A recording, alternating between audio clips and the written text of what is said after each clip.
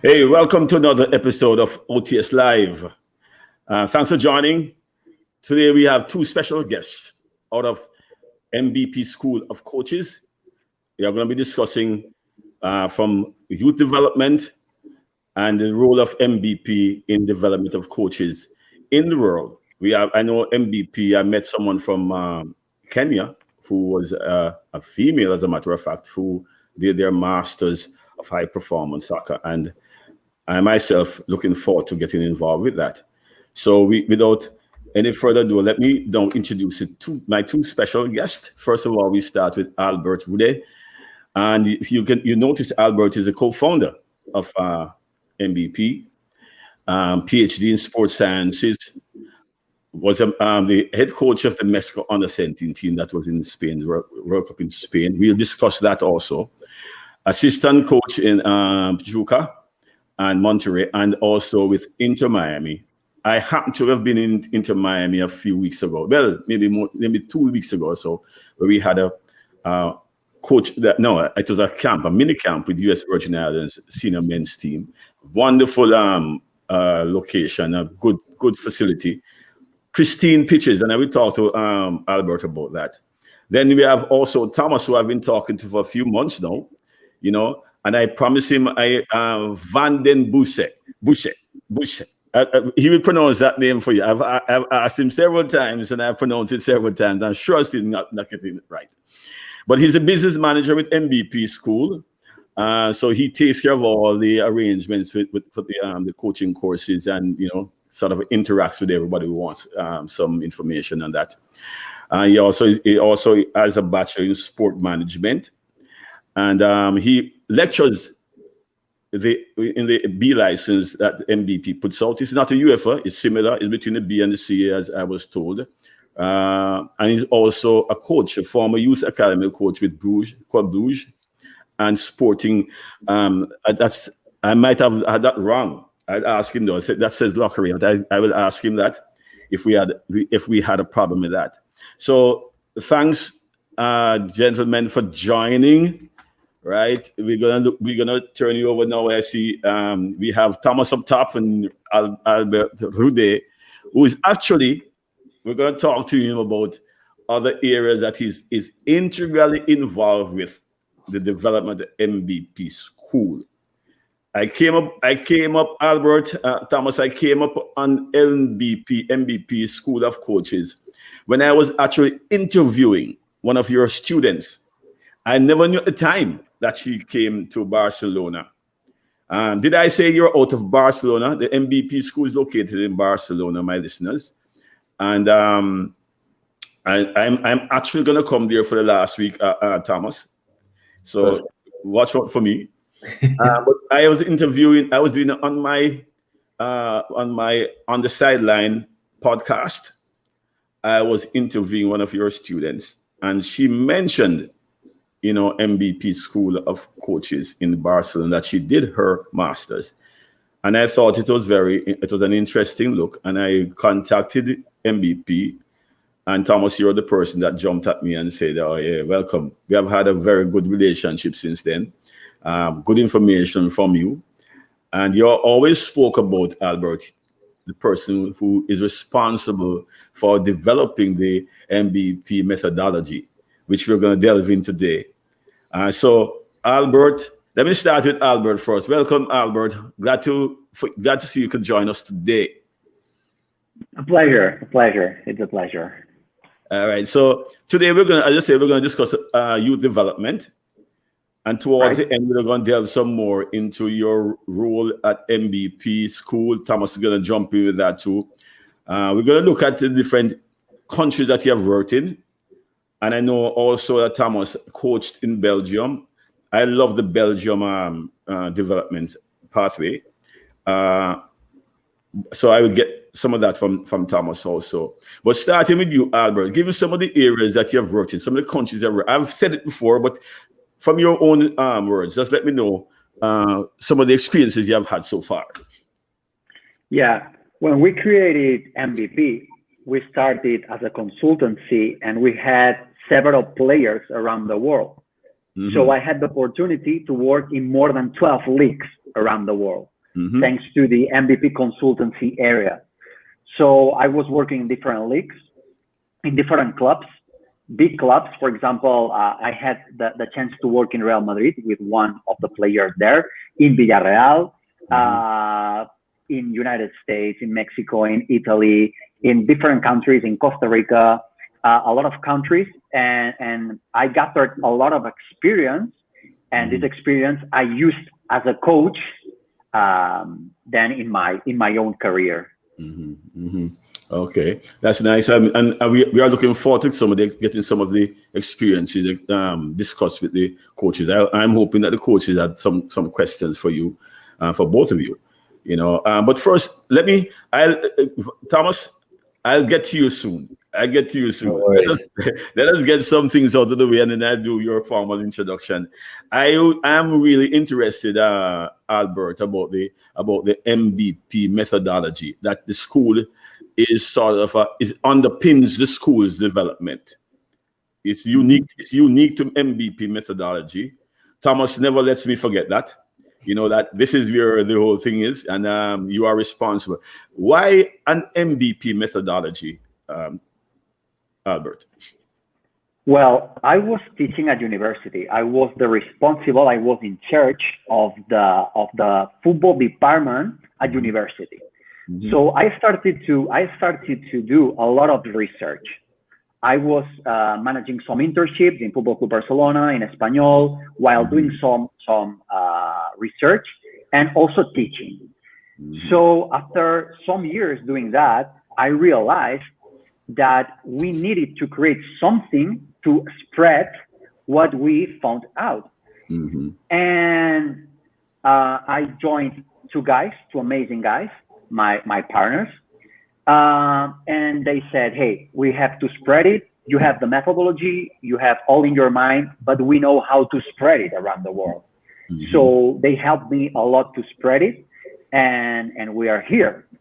So what we did is to apply this methodology around the world in order to create a universal methodology, a Mm-hmm. methodology that you can use around the world, not just in a country. You can use everywhere because it's made for that. It's especially made for that. Mm-hmm. Mm-hmm. Okay, so and we won't delve into your methodology because that will be giving too much away right now. But I like the explanation is fine for us right now. So all right, let me just Thomas, introduce yourself to my listeners. Well, I think it's an easy introduction. Even if I'm living in Barcelona, I'm Belgian.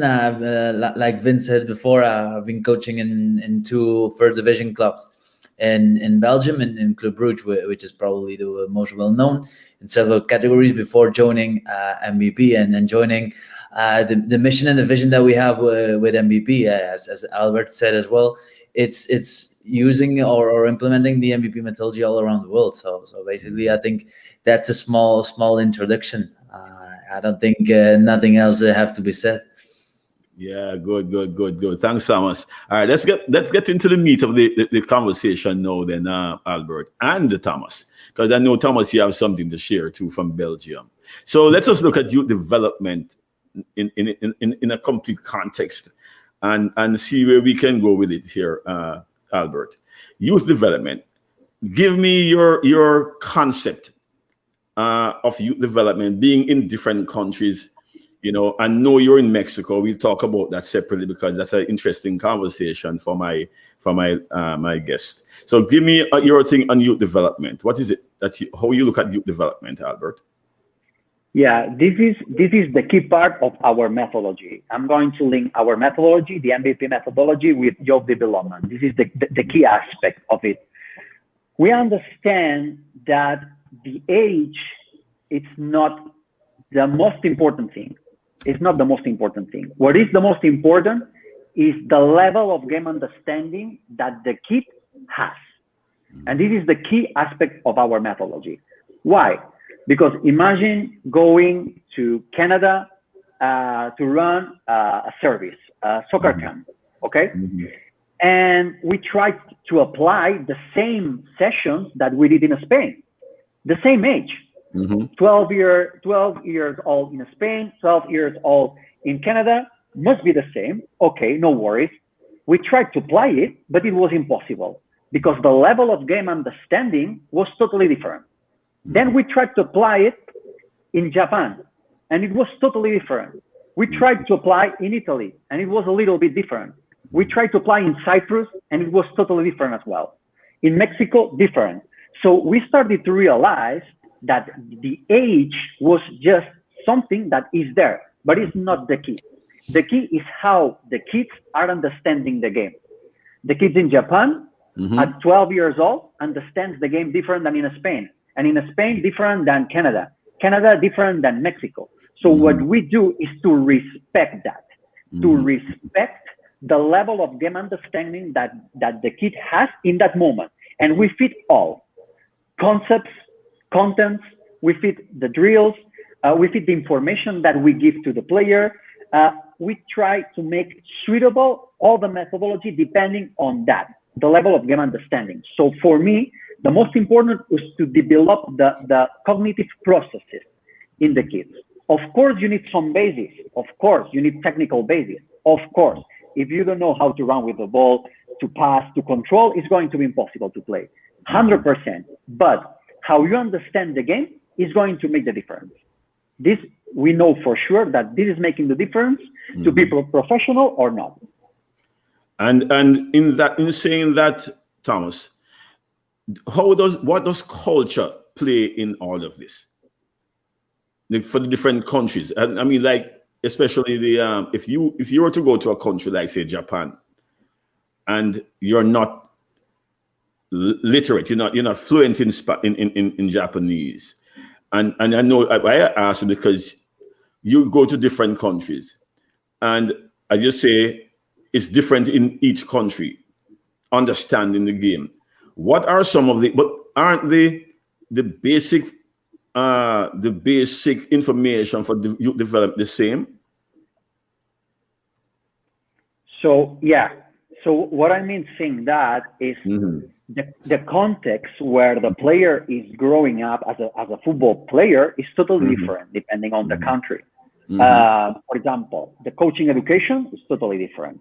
The preference that the people give to football is totally different. Some countries are very technical. Some countries are very tactical, like Spain. Some countries are very physical. For example, in the United States, the league is very physical. It's very difficult to compete physically in the United States. So every context has some different aspects that you have to understand in order to apply a suitable methodology. And this is the key. You cannot say, okay, 13 years old, everybody in the world, here's the same recommendation. You cannot do that because you are not going to be able to develop the player properly. And this is why you lead me into one area I want us to have a little discussion about. It has been a discussion recently with almost every course that you do at a youth level. And I think I want to get your thoughts on it because you mentioned about 13-year-olds and not being the same. What are your thoughts on age-appropriate training then? What is it that the coaches should pay attention to then? Okay, what we have is some different tests, individual tests, collective tests, that gives us the opportunity to understand which is the level of the player, or which is the level of the team that I'm coaching. And we have different levels. For example, the first level we call egocentric 0. Then we have egocentric 1, egocentric 2, summative 1, summative 2, collective 1, and collective 2. These are the different levels that we have. And these are levels of game understanding. You have to understand which are these different levels related to the ages in your country. You can do that easily. Okay, between countries is more difficult, but in Spain we have it. We can mix, we can merge the ages and the level of game understanding. Okay, in Spain. So, for example, if a kid is in the first stage, the egocentric 0, it means that he is not ready to understand the game. For example, passing the ball one each other. He just wants to get the ball, dribble with the ball, and score as much as possible. When he doesn't have the ball, he wants to get the ball. He doesn't mind if he has a mark, a guy running behind. No, I just want the ball. I'm attracted for the ball, so I want the ball. So this is a behavior that you have to respect, and you have to develop the content related to that kind of behaviors.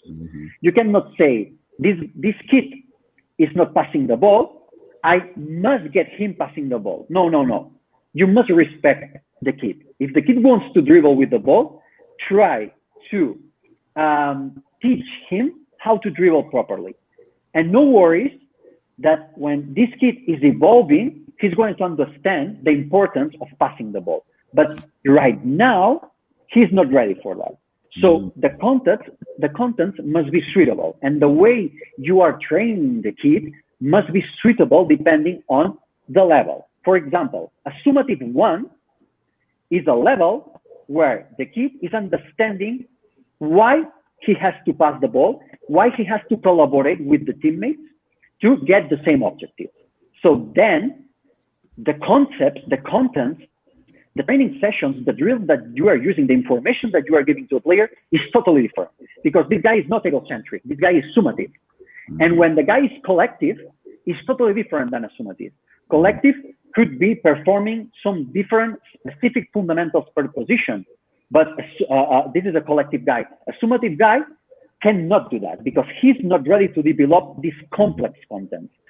So this is so important. This is so important because if not, we're training some things that are not suitable to what they need at that moment. And as a coach, then, Albert, you have to recognize those things as a coach. It's important that you recognize the difference between summative, and being able to do both at the same time. Absolutely. I think that is something that's good information for young coaches who are trying to, develop. Because I think what happens, Albert, is that we want to. What's the your dribble? What's the end? What's the connecting actions to a dribble? Those are questions sometimes we ask. But from what you're saying, and I agree with you, that we don't have to worry about passing the ball as yet. Dribbling is a main area you're developing, and then the passing would something that would come along after. Is that what you're saying?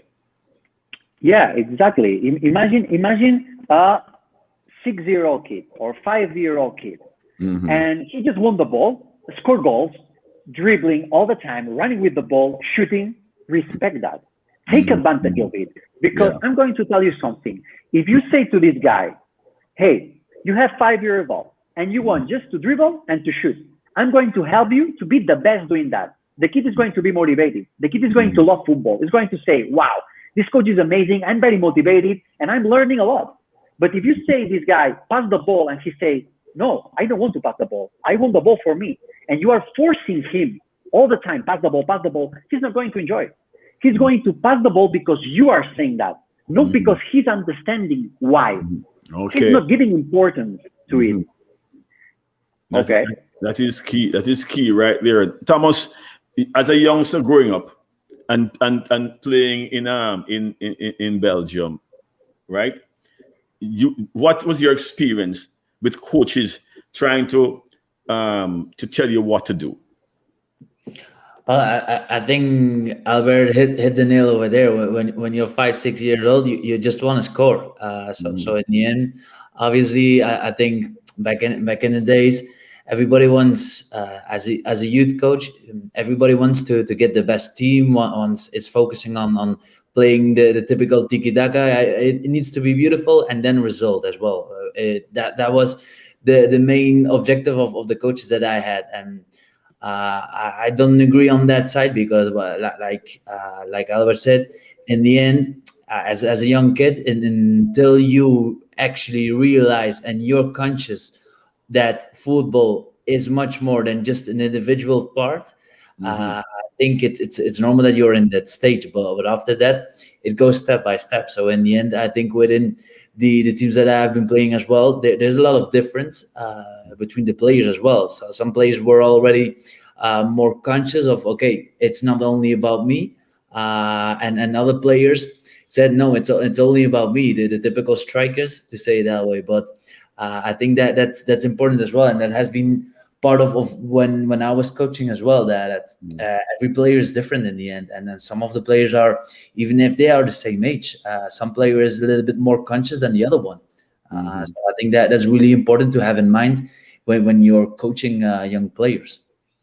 And I have a question. I'm glad you mentioned that, because I have a follow-up question to that now. And you mentioned about the players are different.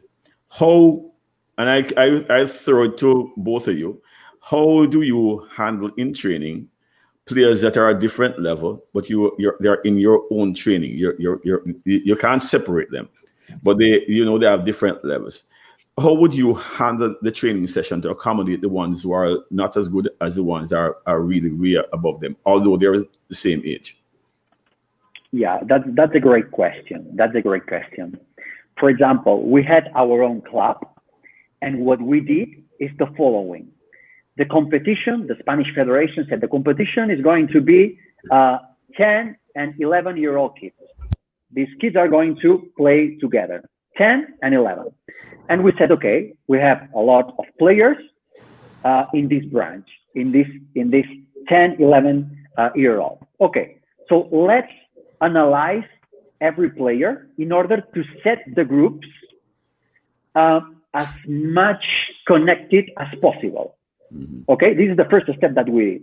So imagine 5 kids, 11-year-old, that are not understanding the game as good as 5 kids, 10 years old.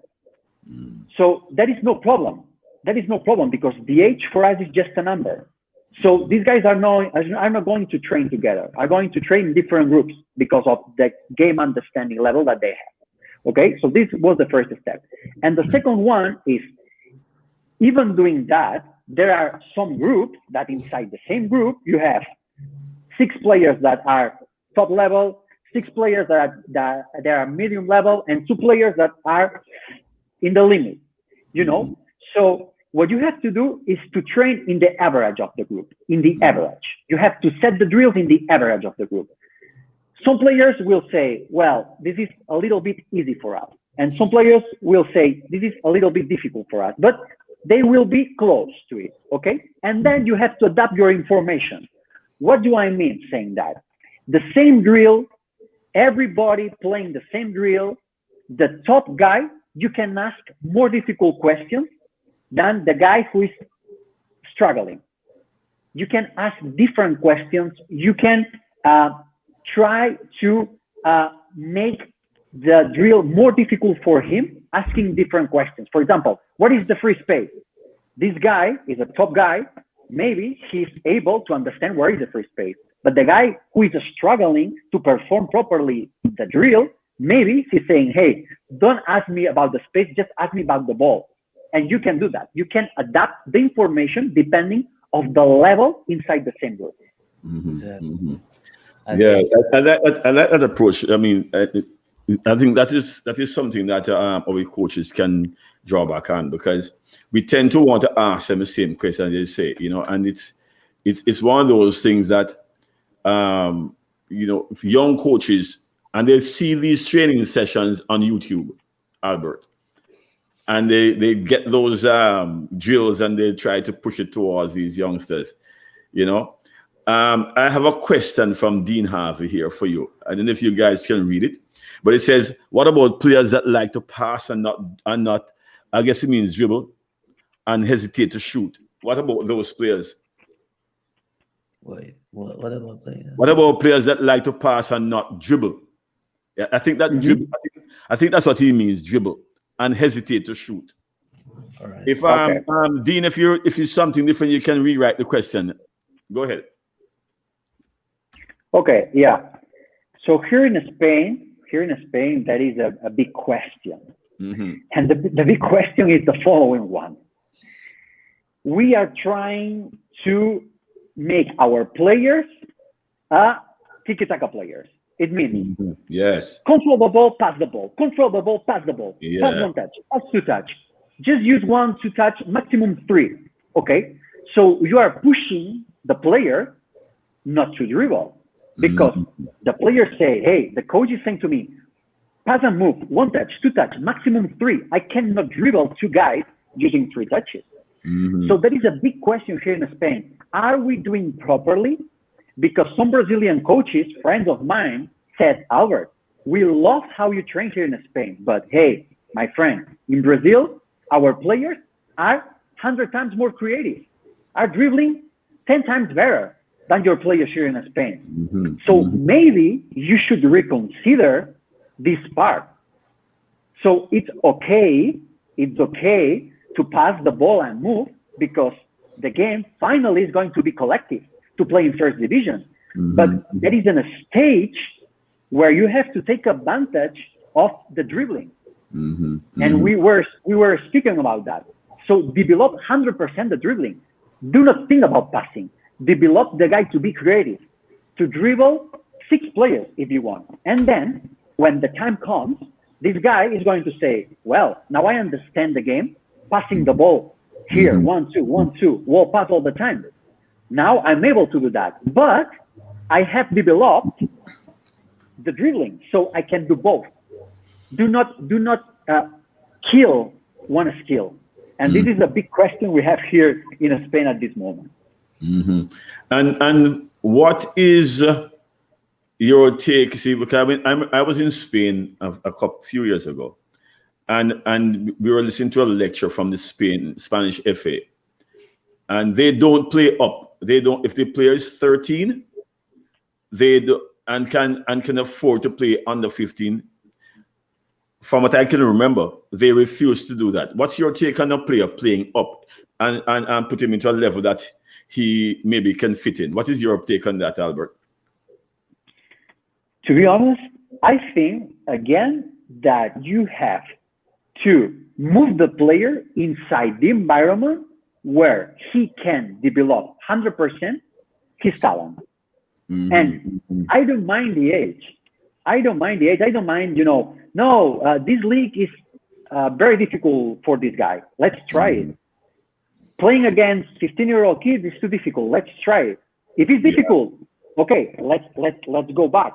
But if it's not difficult, if it's suitable, and he can develop himself, why not? Why not? And Thomas, as I say, I'm coming to you, Thomas, as a player first, and then you're coaching, and you discussed the way you started out as a young player, and you agree with Albert.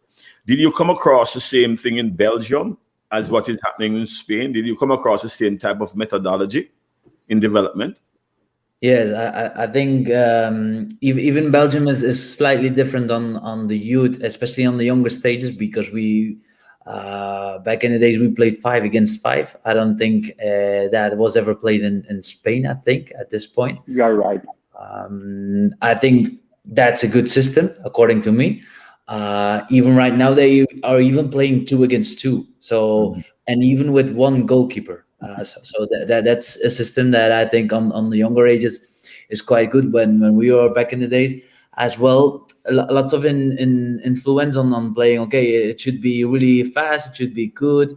and less creative in the end. And I think that that's a limitation, because I think that was a great question of Dean, that Albert really good answered as well. But in the end, when we are players, sometimes there are type of players that prefer to pass, and there are players that prefer to go to the one against one. So in the end, it's about limiting as well. If you're saying against the player that wants to pass, no, you should dribble. It's not the only strength as well, and the contrary, where the player is really good in the one-to-one or loves it, and then you're asking him to pass. I think it's not putting on his strength as well, obviously, but that was a problem as well in Belgium, and I think it's still a problem, to be honest. And it's Yeah, it's a huge discussion at this point. yeah, it's a problem throughout. I think maybe the Caribbean also. That's why we have to be exposed to different ways of, approaching the coaching methodology, because we get coaching methodology from books, Albert. Most of our coaches learn from what they read, other people writing. But I oftentimes encourage the coaches to do some thinking on their own. See what's best for them, what works for them. And with regard to this question I'm asking about the playing up, I will follow up with this, Albert, and I don't know how it is in Spain.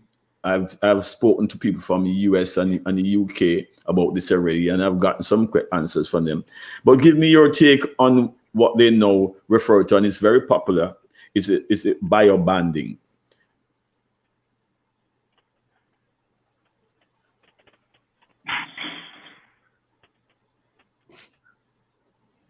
Yeah, you heard the question, Albert. We're talking about. No, We're talking about. Yeah, we're talking about bio-banding, where they put players in the same age set, in the biological size, as opposed to age. What is it? What happens in Spain with that? well, I don't know if I get the question, Thomas. Did you get it 100%? Well, as well, not 100%, Vin. Let me explain. In the Yeah, US, they have what they call now bio-banding, and the UK also. So they have a young, so he's 13-year-old, but he has a right. body of a 16-year-old, All right. right? And then you have a 13-year-old who has a body of maybe a 10-year-old. So what they're doing, what is popular in the US and UK now, is that they're putting the ones who have the body of a 16 all together. So although they're 13, they take they look at their biological development and use them in a special league, and they put the smaller ones in a special different league. So they separate them at a point. Although they are the same age, they're the same chronological age, but they move them out into different competitions by size. Is that anything that happens in Spain? Yeah, now I got it. No, in Spain we are not doing so. In Spain is very easy to understand. It's just 6, 7 years old, 8, 9, 10, 11, 12, 13. So you are competing 2 years, the same ages, okay? Except the under 19, that I think is 17, 18, 19 is 3 years, okay? Compact. But the rest is 2 years. So you cannot jump to the other one. And what they are doing for me makes sense. And the unique difference between this proposal and the MVP proposal is MVP is trying to do the same, but not by size, but game understanding. Oh, and the game understanding, I like, but I do like that game understanding, because I think that's where we want the players to be at the level. Game understanding is more important than bouncing someone down with your size. It's about how do you, because I think that Messi at his size has his game understanding is what I think takes him through the process from his development as a young player who he was way smaller than the rest. So I like that also, because it's an area where we should pay more attention to as the young coaches. And Thomas, what is your take on that, coming from an environment that I like the Belgium methodology. Let's say I look at Belgium, I look at the Netherlands, and I look at Spain, because I remember what Spain did to come back and win that World Cup. Although it's a higher age group, but I think what Spain did was recognize where they were going wrong and start building from a younger age, and then they won the World Cup. Give me your take. Give me what you think about that, Thomas. Well, it's in Belgium it's the same. So it's slightly different than with Spain. Over there in the 6, 7, 8 until 16, I think players are playing on the same age. Sometimes in case there's a player that's really premature, we call it. So he's in front of his age. So everything is based on biological age, unfortunately. And I say unfortunately because sometimes there's an amazing player. We in Belgium we have a problem if you not only in Belgium, if you look to the selection, to the national team, or to the first division teams, under 15, for example, I think 85% of the players will be born before June. And those are the players that have more chance to play on the highest level, which is, according to me, it's nothing that it's not a factor, because what Albert was saying, I would love that in Belgium either players are divided on their level of game understanding, because I think the best example, and then Albert, correct me if I'm wrong, but if we look to the skills, to the physical skills or the physical ability of players, and we just look to the first team of FC Barcelona a couple of years ago, probably Busquets and Piqué would have been out of that part, because then you had the little ones. But maybe on the game understanding, Busquets would have been in the same group with Xavi, Iniesta. So I think that's a different kind of looking on the game understanding, which is better, because you will adjust the players to what's happening really happening on the pitch, and it doesn't matter if he's 2 heads bigger than the other player. I'm taller than Albert, but Albert probably is much more than I was as a player. So in the end, it doesn't matter on that side. But in Belgium, it's the same problem as in Spain. Well, the same problem, the same situation. Yeah, because I find Albert and Thomas, I find that a lot of times, I don't know if it's from a scientific approach, but I find that people coming up with these things strange studies. I might call it strange, because it's not dead set. Where we have this, what you're talking about is relative age effect, where the players are born in the first part of the year, and they prefer those players to the ones that are born like August and July, August, September, and then you have a lot of players who prove them wrong. Are top strikers in countries right now, but relative age effect doesn't apply in the Caribbean. Really doesn't, because we don't have the resources. So it's not that should not be a worldwide methodology. I think it's something that should apply to your own environment. But oftentimes, I like to say this, guys, because I don't like when coaches buy into these studies and it's not from their culture. They can't afford it. When you have 100 players to choose from in a small country, you cannot go to relative age effect. You can't go to the ones who born the early part of the year. You probably won't have a team. So I like to discuss it, because it gives the coaches that are listening and our participants here that yes, this is something that's happening in the world, but not necessarily something that should apply to your particular situation. And as much as Spain is there and Belgium is there, the methodology and the culture there is totally, it can be different as far as football development is concerned. Are you on the same page as me, Albert, with that? Absolutely. You have to understand your context, first of all, as you were saying, and every context is different, and you have to respect that. If you try to apply different proposals that in another country are okay, maybe your country is not, and you are stuck to that, and you are not evolving. So you have to understand your context. 100%. I'm on the same page. Yeah. What about you, Thomas? Definitely, the context is really determining what you can do and what you can do in the end. All right. So let me move you, Albert, now to one of the countries that I admire in the CONCACAF region, because they are the number one as far as I'm concerned. Well, apart from the USA, who's number one, but in our region, who we really look at is Mexico. And I know you were the head coach of the under-17 team. Just share some of your experiences there and how the development took place. Yeah, I had the chance to be assistant coach in Pachuca, in Monterrey, two big teams in first division in Mexico. And then I was coaching the under-17 team in Querétaro, another first division team. I was coaching the under-17s. And this was the best experience that I had, because I could understand 100% how it works, the youth development in Mexico. And I loved it. I loved it.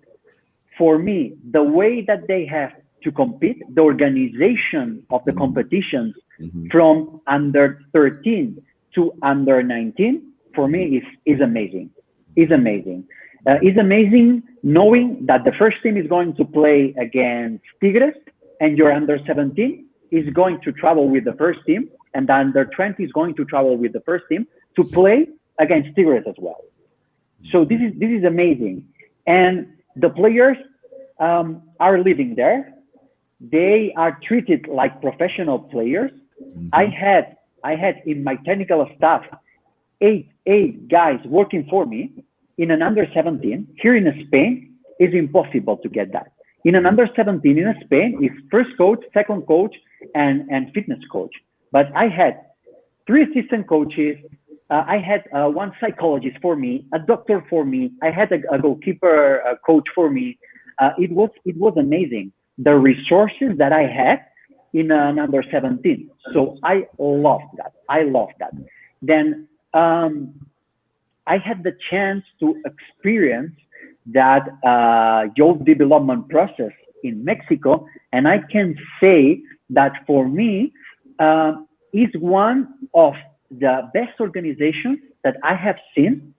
And now they are doing a lot of steps to improve the coaching education, to improve the way to develop the cognitive processes or the game understanding of their players. And you have to see it under 23 that Jaime Lozano is coaching. I know Jaime Lozano. I coached 6 players of this under 23, Esquivel, Aguirre, different players there.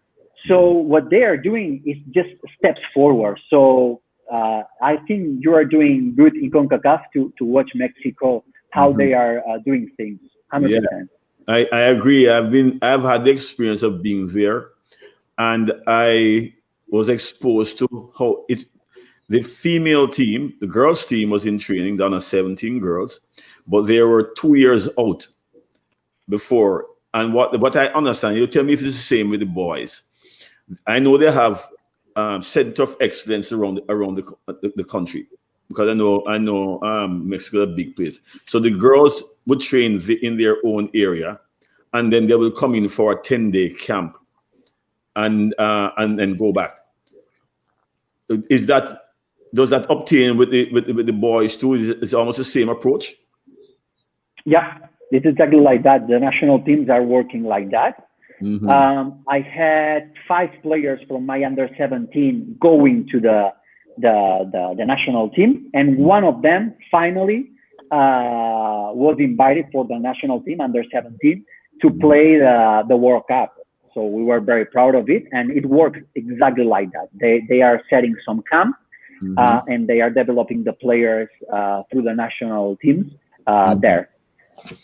And in saying that, no, in the Caribbean in countries like Jamaica, St. Lucia, St. Kitts, all the countries, their way of development was waiting until 6 months before a tournament, then they start training, and they probably played 2 practice games if lucky, right? I myself was with the with female team for 12 years in Jamaica. I was in charge of that.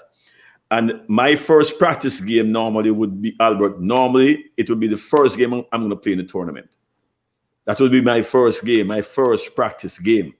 Wherein the USA girls were playing teams like Italy, they were playing teams like France, they were playing big teams, Mexico, right? We are not, I think, until we move from that level, Albert, our program will still remain the same. We will do well in some, but that's a one-off situation. There's no complete development program.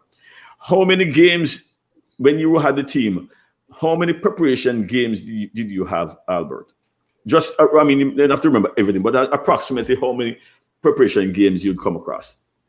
Yeah, we had minimum 4 weeks before the first official game training, or 5 weeks, and we had minimum 4-5 games, preseason games we call, before to start the tournament. Okay. But then at your club, the clubs where they're from, they have a vibrant league that they're playing in also, right? Yep. And so that's a difference right there. And I'm not surprised about the coaching staff around you, because from my knowledge, even the doctors have a database that all doctors work off.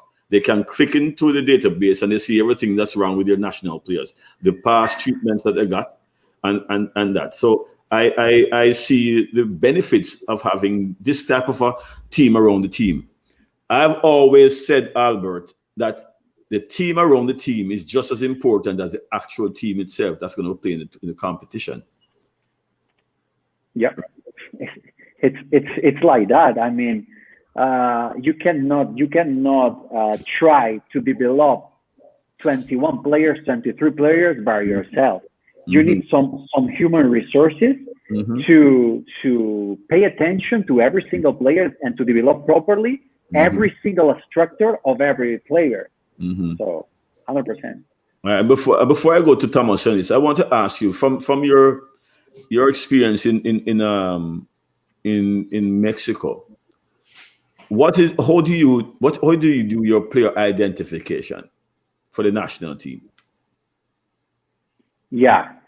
So what they have is they have a lot of scouters everywhere in the country, and what they do is to watch the games, of course, trying to do it in live, being there in live, because it's very different to scout a player in live than just watching on TV. Right. And they have a system based on different parameters in order to follow different kind of players that are suitable on what they need.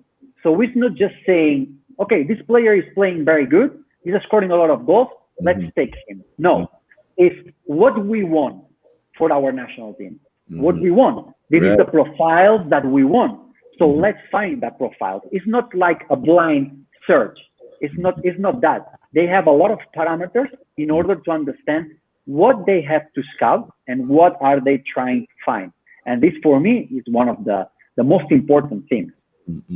I agree on that too, because I mean I'm agreeing with just about everything you're saying, all that you've said, because we find, as I said, no, that comes back to us in the smaller islands. That oftentimes you look at a player and we say, oh, that he's played well, we're going to bring him in. We have no, as I said, we have no parameters really. Basically, we just go off looking at the player playing and say, oh, he's good. But and I think it affects the players in the latter stage of their development and also trying to be scouted. Because what happens, Albert, is that a player will play and reach this level of a Premier League player, but never knew why he was brought into the national program of the club that he was playing with. So when he gets a transfer into a club, say for instance, the UK or someplace in Europe, he is brought there, but no, he doesn't understand how to play in a system. He doesn't understand the coach's game model, because he was never brought up that way. So he wants to show what he is capable of doing, which Albert Rudé already knows what he can do. But now, can he play in Coach Rudé's game model? That is what, and because they have not been programmed from their early days right up to leaving and getting a contract someplace, and a lot of them come back home or they don't last because they're not able to. They don't know the difference between a system and a game model because they've never taught. So that's our thing that is bothering us, that affects us in the smaller region. So Thomas, I don't know if you're ever exposed to the Belgium national system, but from what you know, the approach that Belgium has with their national program, do you know anything about that at all? I know a couple of things, but not in details. I know that it's quite similar than for example what Albert was saying about the Mexican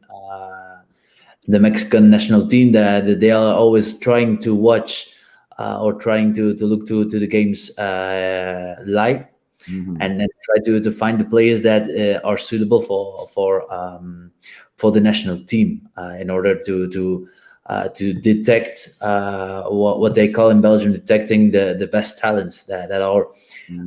They say that they should be worth playing for the national team in the end. The only problem that there is in Belgium that Mexico probably doesn't have, or at least not that much. Belgium, as it is a really small country, and we are close to France, the Netherlands, German, and Luxembourg as well. But Luxembourg obviously is not that big. Lots of players are playing in those other three countries. So because it's close to the borders, most of the clubs, and as well, starting from 16 or even younger, they are playing in the UK as well. So that complicates a little bit the process. But they are trying to find the best players and working with the same pool of players. All right, my final question in youth development, which is an important question for me as a coaching educator. Let me rephrase that. We have coaches and players, and let me start with the coaches that are telling you that I'm a right back, I'm a central midfielder, I'm a forward, I'm a winger at the age of 9 and 10, 11. The maximum 12. A 12-year-old, they now determine where they should play or where they're capable of playing. So Albert, let me go to you first, because I know you have a youth course that we're going to talk about in a few minutes.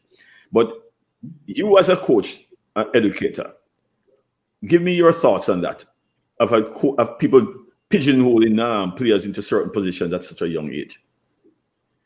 Look, what we are coaching are human beings, first of all, and then football players. Period. I'm not coaching a striker. I'm not coaching a goalkeeper. I'm not coaching a right back. I'm not coaching a center midfielder. I'm coaching players. Okay? So, of course, this player will be specified in a position when he's going to be ready for that, but not at 9 years old. Because at that moment, the player is trying to understand how to manage the spacing. So just saying to the player, okay, you're going to play in the midfield, or you're going to play higher or lower, you are just giving a spatial information that is enough. You don't have to classify the kid saying you are this, because then it's very difficult. It's very difficult because he's saying, no, I'm holding midfielder. I cannot play center back. I cannot play center forward. So right. You are limiting the guy. You are limiting the guy.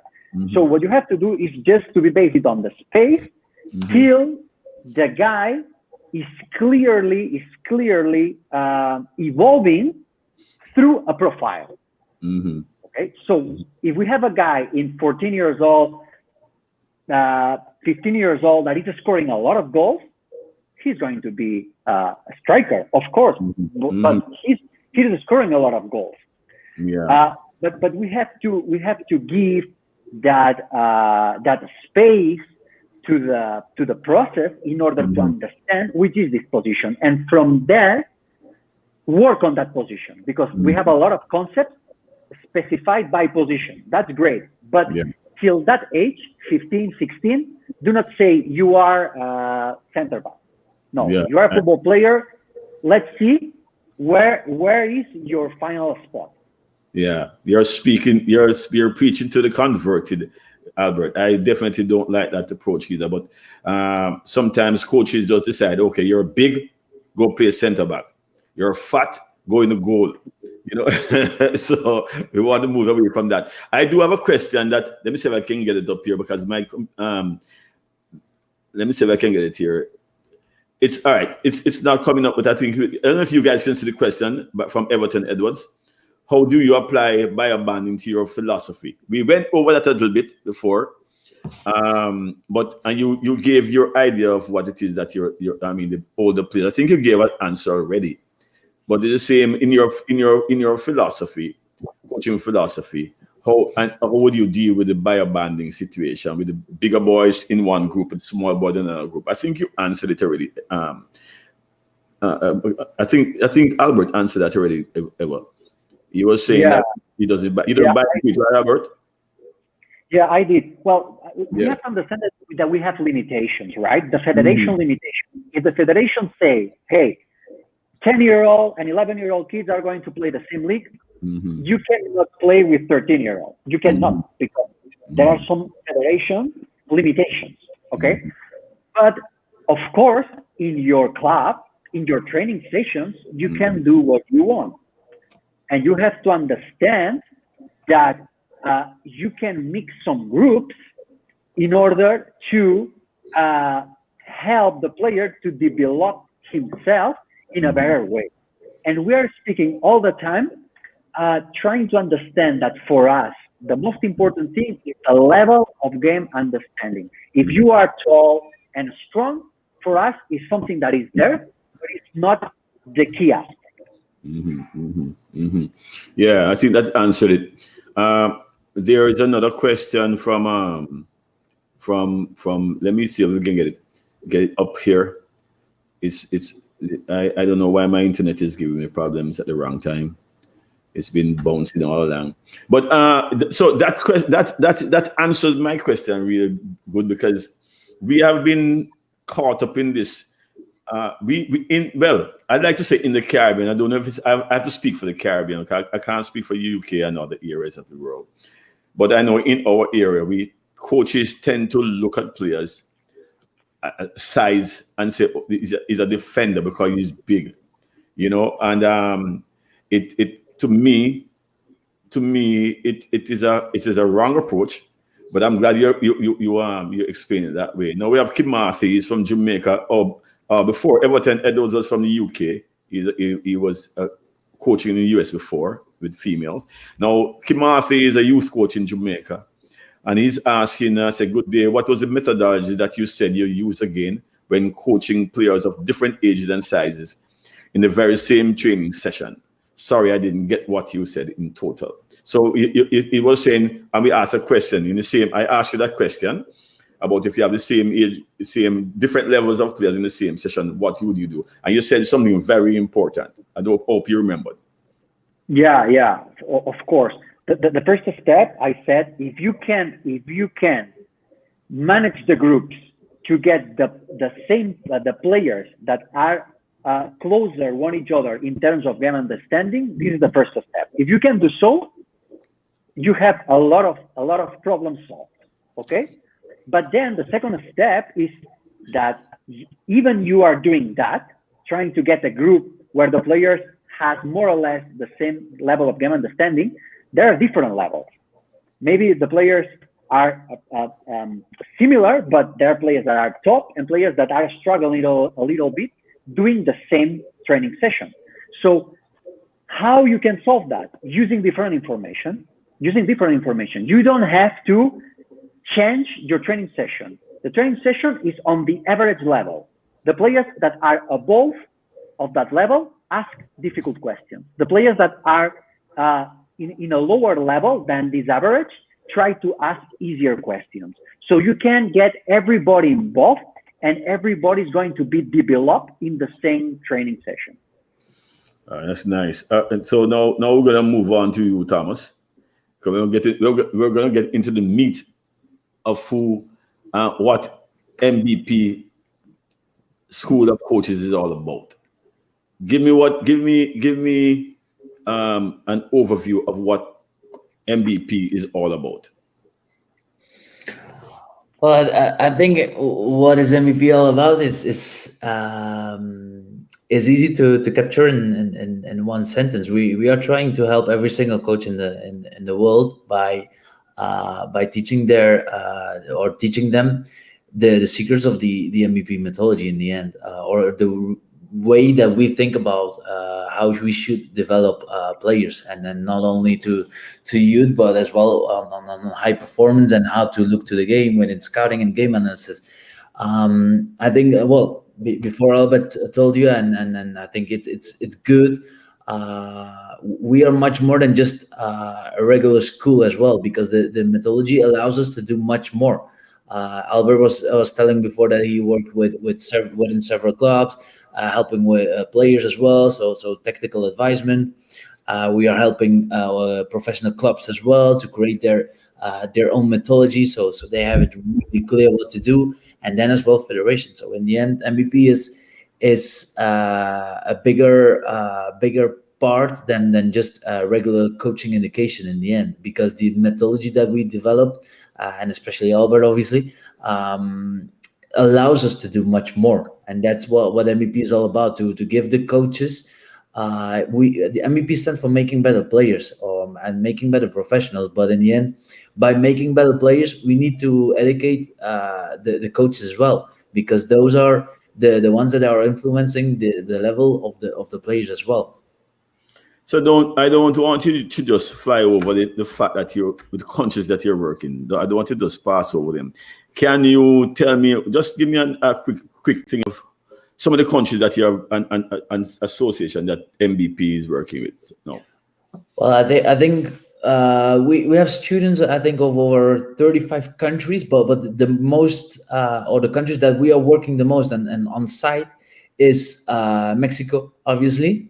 In the US, where we are doing some things with Austin Ball as well. We are working in Brazil, working in Chile, working have been experiencing as well in Colombia, Cyprus over here, Italy, Spain, obviously. Those are the countries where we, as the technical staff of MVP, where we are at.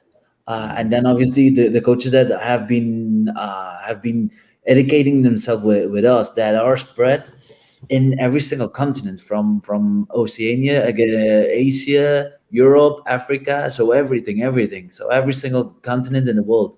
So it's well spread. Yeah, and I know you have a coach from Trinidad. You have coach from Jamaica that are involved in it, also from our Caribbean region, that has taken courses with you. So that's a nice way for me to go into your collaboration. You and I have been talking about a collaboration with the Caribbean Football Coaches Association. We have been in depth. We have had in-depth talks about that. We are pretty close to finalizing some of the areas, and I think from the whole concept of Caribbean Football Coaches Association is to, bring coaching education to coaches that can't afford to fly to Europe, fly to the US, or and take part in these courses. So we have been doing a lot of work behind the scenes. I'm sure Albert is aware of it, to introduce the MVP methodology in the different levels, age groups. I know you had said that you are just, I think you're just finalizing the youth course in English. I must say to most people that they have the MVP before the Corona, before the COVID. You could have gone there and do your masters. Now it's online, it's being offered online. All the courses are being offered. Well, if I'm wrong, you can say, Thomas, but I think all the courses are now being offered online. You have specialty courses, then you have the A, B, and C. And we at the Caribbean Football Coaches Association really wanted this collaboration from I spoke to the first time. And I must say that MVP was very accommodating to our proposals, and we did some good work, as I said. We are now going to be launching the association on April 24th, on the day of April 24th. And you will be definitely, MBP will be making a presentation.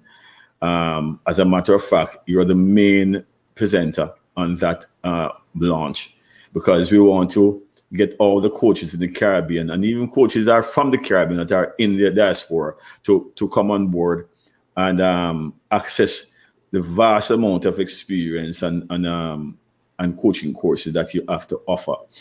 In saying a mouthful, what I just did, Thomas, you tell me now some of the areas that you were proposing. We don't have to get in certain details, but the courses that we spoke about, so my viewers can get an idea of what to expect through Caribbean Football Coaches Association, with a collaboration with MBP.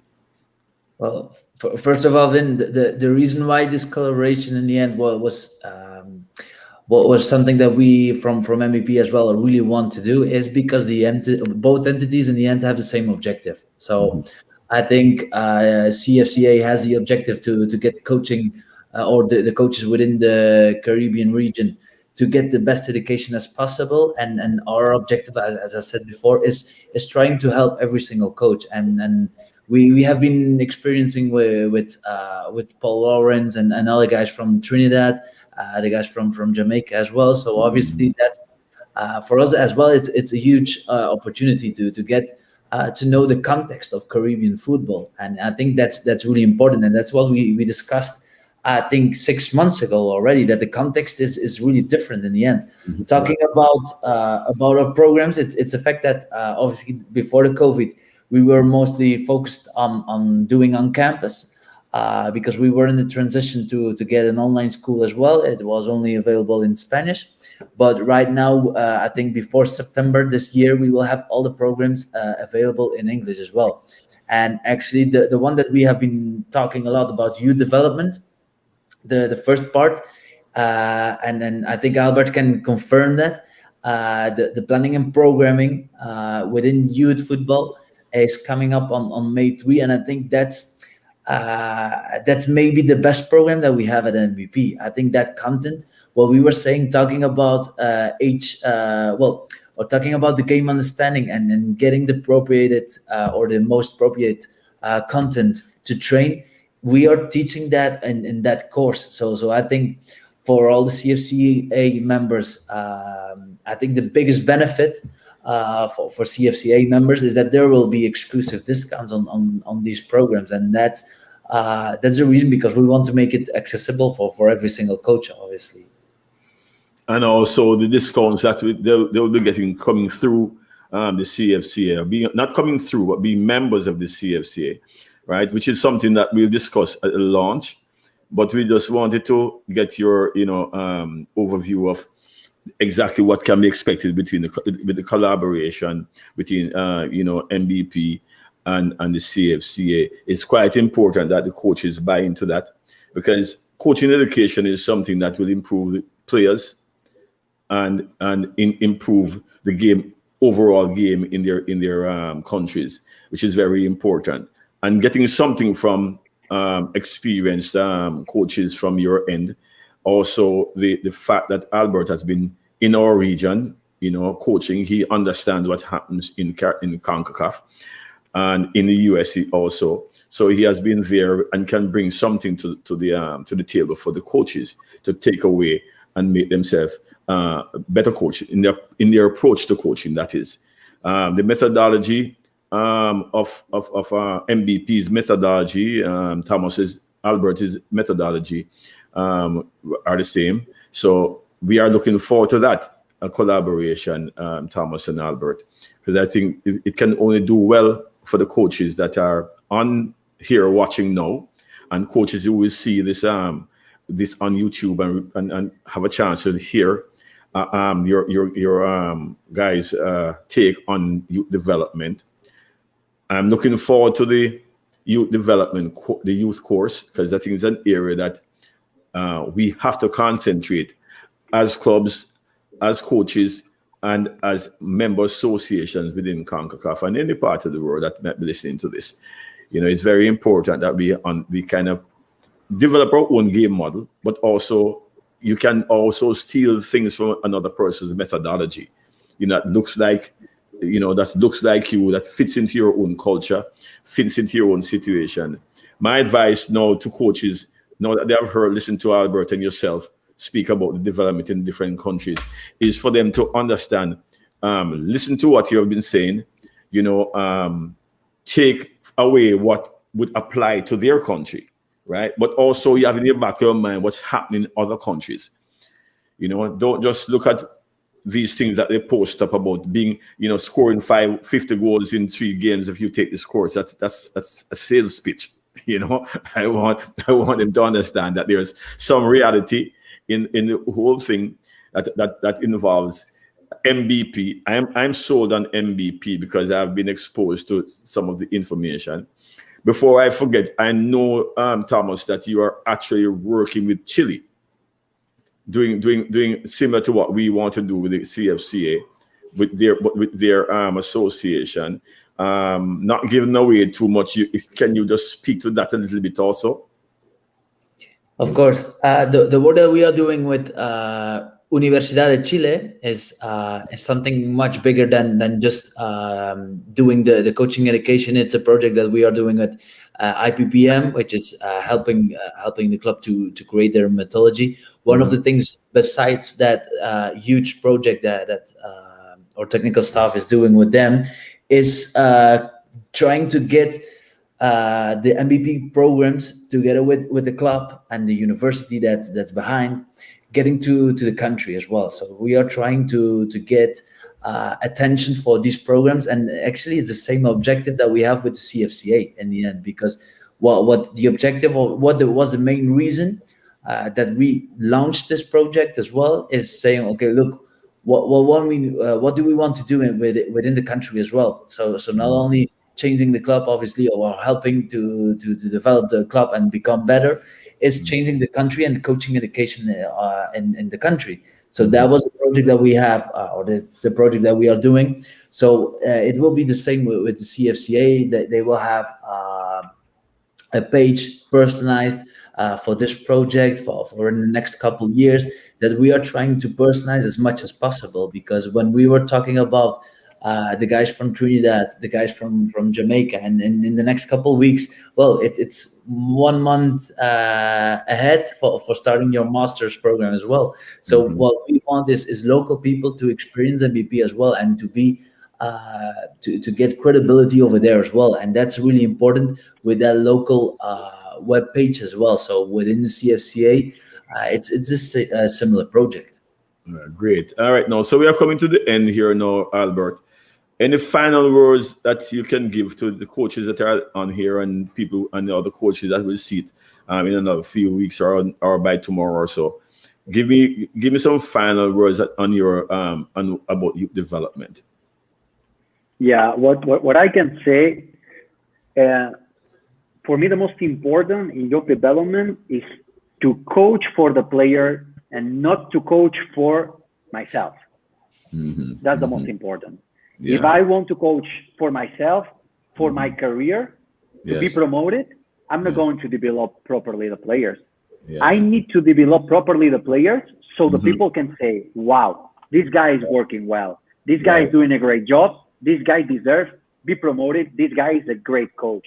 But through the players' development, not working for myself, working for the players. All right, great. And to confirm that this coach says great stuff, coaches. They're quite appreciative of the information. And I am too. I want to thank you for making yourself available, both Thomas and you, Albert. Albert, I know Thomas tell me that you're quite a busy man, so I am really, really grateful to have your presence here today to share your knowledge with all our coaches, and hopefully, I know we will see you at some point during our collaboration with MVP. I know definitely you're down to be one of the speakers at the launch, And we are really looking forward to having MVP as a really part of us going forward. And that's why I'm saying, I'm talking about now the Caribbean Football Coaches Association. It is a great pleasure to have had you on. And, you know, I don't know how much I can definitely thank you for coming on, but it was a pleasure having you on. It has been a pleasure. Thank you so much for the invitation. And of course, see you very, very soon. All right. Thanks so much, man. All right, guys. Thanks you. Thanks my viewers for joining. I hope that you had a blast with the information given by both Thomas and Albert. Yeah, and we are looking forward to you joining us again on our next episode. We'll have something special again for you. But this today was quite special for us because it points out where we are going with the Coaches Association and who will be involved with and where the information will be coming from. All right. So once again, thanks for coming on. Hope to see you in the next episode.